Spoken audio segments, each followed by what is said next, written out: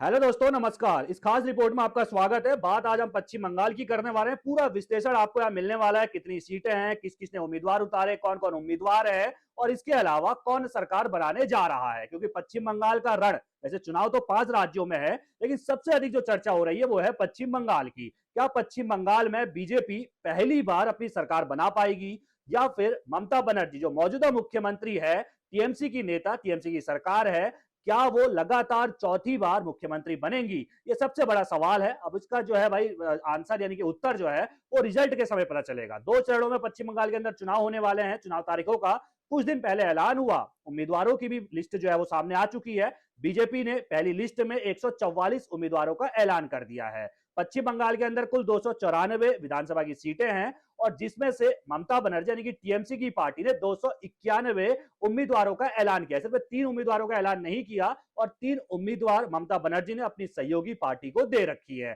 कुल मिलाकर देखा जाए तो भाई जीत के लिए 148 विधानसभा की सीटें आपको पश्चिम बंगाल के अंदर चाहिए। अगर आप 148 सीटें जीत जाते हैं तो आप सरकार बना सकते हैं। और अगर चुनाव की बात करें तो 23 अप्रैल को पहले चरण की वोटिंग होगी और 29 अप्रैल को दूसरे चरण की वोटिंग होगी। नतीजे कब आएंगे? तो नतीजे आएंगे 4 मई को। अगर बात करें 2021, शुरुआत 2021 से कर लेते हैं। 2021 को अगर देखते हैं दोस्तों, तो 2021 में बीजेपी ने 77 सीटें जीती थी। कितनी सीटें टोटल? 294। 294 में से 77 सीटें 2021 में बीजेपी जीतती है। वहीं अगर बात करें टीएमसी की, तो टीएमसी 215 सीटों पर जीत दर्ज कर एक छत्र अपनी सरकार बनाती है, यानी कि बहुमत से भी बहुत आगे टीएमसी निकल जाती है 2021 में। लेकिन यहां पर तारीफ बीजेपी की करनी पड़ेगी, क्योंकि 2011 में अगर आप देखते हैं, यानी कि 2 चुनाव पहले, 2021 से 2 चुनाव पहले अगर आप जाते हैं, 2011 में पश्चिम बंगाल के अंदर बीजेपी का खाता नहीं खुला था। एक भी विधायक नहीं था। 0 सीटें 2011 के चुनाव में आई थी। उसके बाद 5 साल के बाद चुनाव होता है। 2011 के बाद 2016 में जब चुनाव हुआ, वहां पर बीजेपी ने 3 सीटें जीती थी। और 2016 के बाद 5 साल के बाद यानी कि पिछले चुनाव 2021 में बीजेपी 77 सीटों पर पहुंच जाती है। यानी कि बीजेपी का ग्राफ बहुत तेजी के साथ बढ़ा। 2011 जहां 0 था, 2021 में वहां 77 सीटों तक पहुंच जाता है। अब बात करते हैं मौजूदा चुनाव की।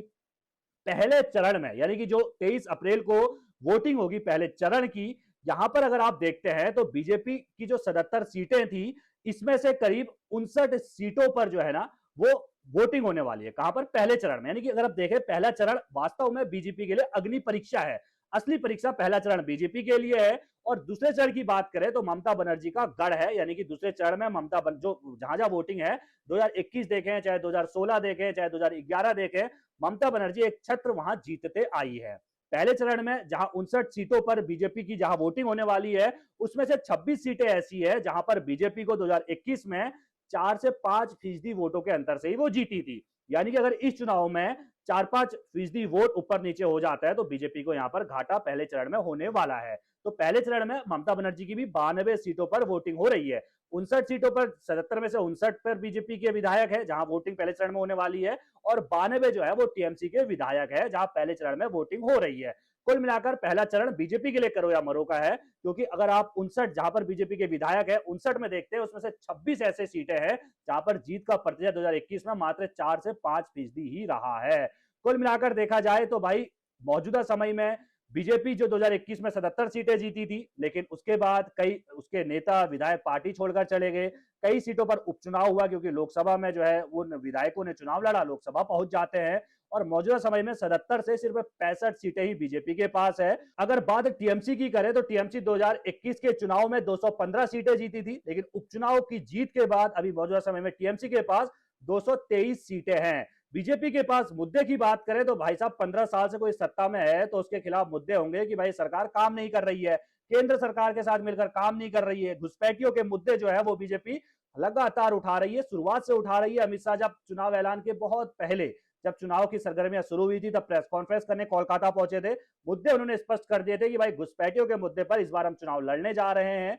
तो वही ममता बनर्जी की बात करें तो उनके पास ईडी सीबीआई के हथगंडे वाले मुद्दे हैं, वो जो है वो मुद्दे हैं। वही ममता बनर्जी की अगर बात करें तो उनके पास ईडी सीबीआई का प्रयोग लगातार केंद्र सरकार, उनकी राज्य सरकार के खिलाफ कर रही है, ये मुद्दे हैं। साथ में केंद्र सरकार जो है राज्य सरकार को मदद नहीं कर रही है, ये भी मुद्दे हैं। अब यहाँ पर बात थोड़ा सा ममता बनर्जी की चुनावी लिस्ट पर कर लेते हैं। ममता बनर्जी ने चुनावी लिस्ट जारी की है, उसमें 291 यानी कि सभी सीटों पर जहां जहां चुनाव लड़ने वाली है टीएमसी, सभी उम्मीदवार घोषित कर दिए। लेकिन आप सोचिए कि करीब 74 विधायक, मौजूदा विधायकों के टिकट काट दिए गए हैं और कई सारे इस बार जो है वो फिल्मी सितारों को भी पैदल कर दिया, यानी कि फिल्मी सितारों को भी टिकट ममता बनर्जी ने नहीं दिया है। और कहीं ना कहीं एक नया फॉर्मूला जो है वो ममता बनर्जी ने शुरू कर दिया है, जो है नो रिपीट फॉर्मूला, जो कभी बीजेपी शुरू करा करती थी। यानी कि बीजेपी लगातार किया करती थी, चाहे लोकसभा चुनाव हो, यानी कि रिपीट नहीं किया करती थी। एक बार सांसद बन गए जी, आपको अब दूसरी जिम्मेदारी संगठन में दी जाएगी, अब वहां पर दूसरे चेहरे को उतार देना।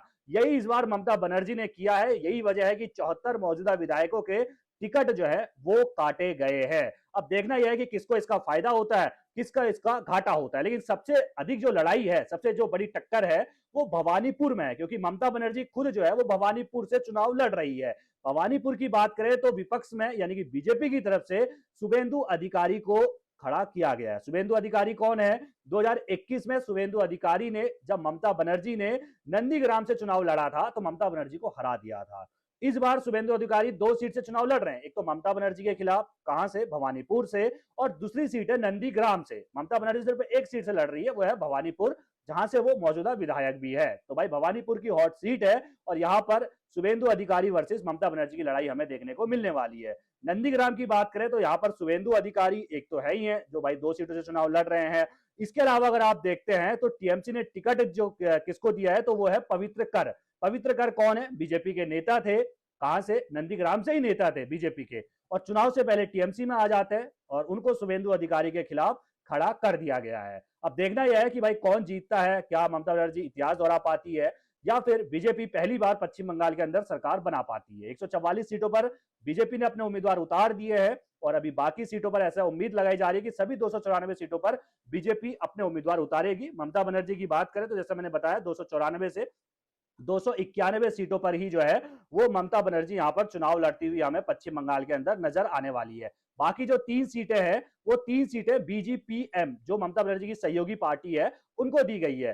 कहां कहां? दार्जिलिंग जिले में ही ये तीनों सीटें जो है वो दी जाती हैं और हमेशा ही ममता बनर्जी बीजीपीएम को, यानी कि भारतीय गोरखा प्रजातांत्रिक मोर्चा को जो है वो 3 सीटें देती है। इस बार भी दे रखी है और सभी सीटों पर ममता बनर्जी ने भी और बीजीपीएम ने भी 3 सीटें जो उसको मिली है, यानी कि 294 सीटों पर उम्मीदवार उतार दिए गए। आपकी तरह देखते हैं पश्चिम बंगाल के इस रण को। अपनी राय कमेंट में रखना बिल्कुल ना भूलिएगा और सभी खबरों को पहले पाने के लिए बेल आइकन दबाना बिल्कुल ना भूलिएगा। धन्यवाद।